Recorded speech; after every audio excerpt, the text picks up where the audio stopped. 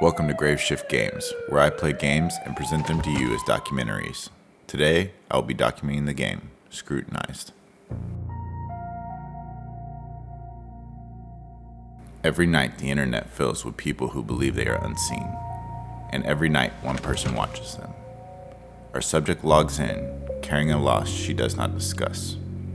Her cousin is gone, and what remains are questions without answers, and a quiet determination to make sense of a world that no longer does. The mission is simple in description, impossible in execution. Observe, identify, decide. Each face is reduced to behavior. Each behavior is reduced to a conclusion. According to the handbook, the process is straightforward, but the handbook does not have to make the decision. The system promises certainty. It does so confidently. It does not explain how. And certainty is the only thing she no longer has. She does not need to be right. She needs the world to make sense again. To believe that if warning signs are seen early enough, if procedures are followed close enough, then loss is not random. The job becomes more than work. It becomes a way to believe that what happened to her cousin did not have to happen.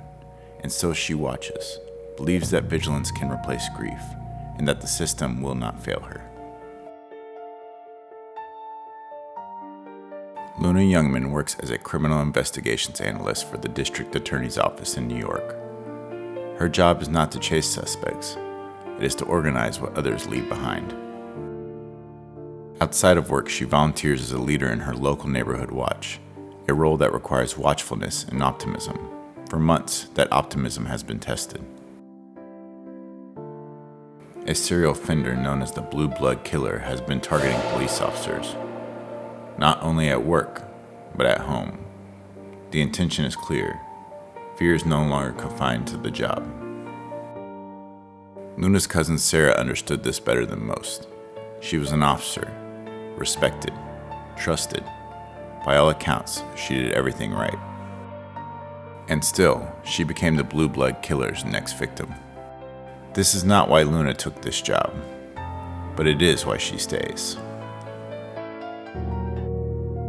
As Luna works long nights gathering evidence in her search for the Blueblood Killer, she begins to notice something unsettling. Something isn't right. There are two other active significant investigations in the area, and Luna is getting close. Too close. Problem is, they seem to know who she is. As Luna works, two men begin working against her. Not from across the city, but from the dark. The first is a tall, thin man, posing as a medical professional, a doctor. He doesn't force his way in, he waits. He hides in homes until the victim falls asleep. Then he sedates them. What follows is deliberate torture, organ removal, and eventually, death. The second is harder to track, a large, bald man with ties to sex trafficking rings. His victims are exclusively women. He doesn't kidnap women for pleasure. He does it for profit. He stalks from the shadows, waiting for the opportunity, waiting for darkness. And like the doctor, he knows Luna is getting close. As Luna closes in on her cousin's killer, her own life begins to hang in the balance. She must now divide her focus between protecting her home and continuing the work that made her a target. Because if she doesn't, any one of them can strike at any moment. Luna doesn't have backup. She doesn't have a badge. What she has is information. The plan is simple. Read the reports, identify the suspect, and comb through data to determine if a crime has been committed. Luna has several tools at her disposal. Access to DMV records, keen ability to find clues in social media accounts, police records, debit card purchase databases granted through her occupation, and not so legal accesses to SIM cards and cell phone backdoors. Each report is treated as two things at once, a chance to solve a crime and an opportunity to learn more about the Blueblood Killer. Most tips are mundane: suspicious noise, strange vehicles, neighbors who swear something just felt off. Night after night, Luna reads, evaluates, and decides to ignore or report. Like a lion hunting her prey, Luna listens. She waits. because even the smartest and most elusive predators leave a trail. What happens next is based on Luna's account. The final night begins like any other, with reports. On second thought, let's talk.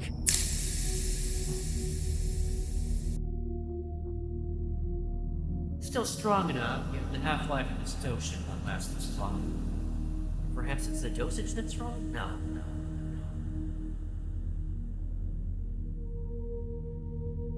She should have established this by now. There we are. It's about time you woke up. I admit, I'm no master chemist, but one wouldn't expect the average dose of midazolam would have such a lingering effect on a woman of your age. It's not like you're that old. I hope you're still capable of speech despite the side effects. I hear euphoria is one of them, so you're welcome.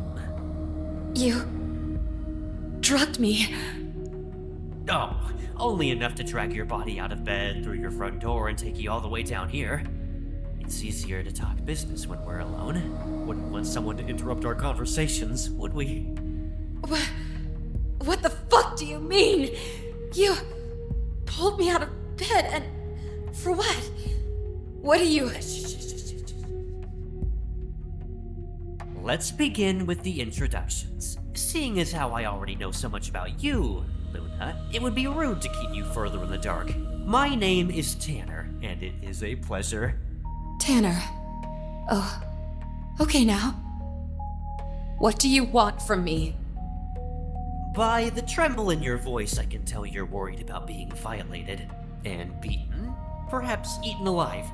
Understandable given all the vile, incompetent people you've uncovered so far.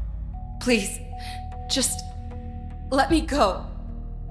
Hopefully we won't be here long. Now tell me, you've spent so much time combing through the lives of those around you, transactions, personal pictures, private conversations, and for what? What do you mean, for what? I've made progress, But you still don't know who he is.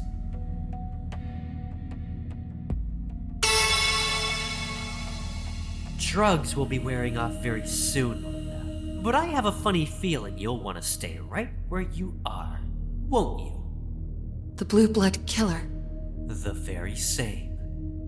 Why would you tell me anything about him? Why would I trust you? I haven't killed you, have I? Aside from a little hematoma beneath your ear and some lingering, very mild effects of the sedative I injected, I've been rather kind. Generous, don't you think? Doesn't answer why you want to help me. Call it my way of rewarding you for all your hard work. It takes skill to do what you do, initiative and dedication, all things that are sorely missing from the average denizen, wasting away their lives accomplishing nothing. I'm to believe you invaded my privacy, drugged me, and kidnapped me because you admire my... Your Crime Watch program, yes. You're much more humble than I initially thought, but you really should take credit where it's due. It's all very impressive. Thank you. Yes, that's very polite of you. Very polite. Here, this folder contains all the information your little bleeding heart may desire. You've spent so long looking for the Blueblood Killer, and now you'll find him with this.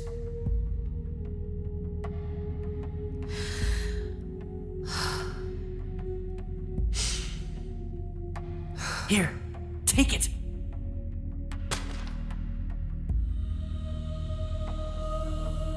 I've been trying to find him for so long. How do you have this information? Where did you... I happen to know some rather important people. People that know most everything worth knowing. And they didn't go to the police with this? It's all here? It's really all here? Everything. Tanner,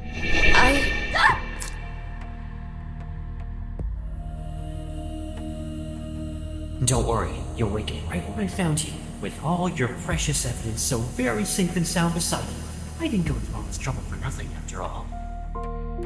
The information doesn't stay with Luna. Eventually, she turns it over. The Blueblood Killer is identified, arrested, and the case that defined her finally ends. But somewhere in the process, Luna realized something. The neighborhood watch started off about finding one man and getting retribution, but now it was about helping people. The late nights, the reports, the endless pattern searching. It wasn't revenge, it was service, and this service is something her cousin would be proud of.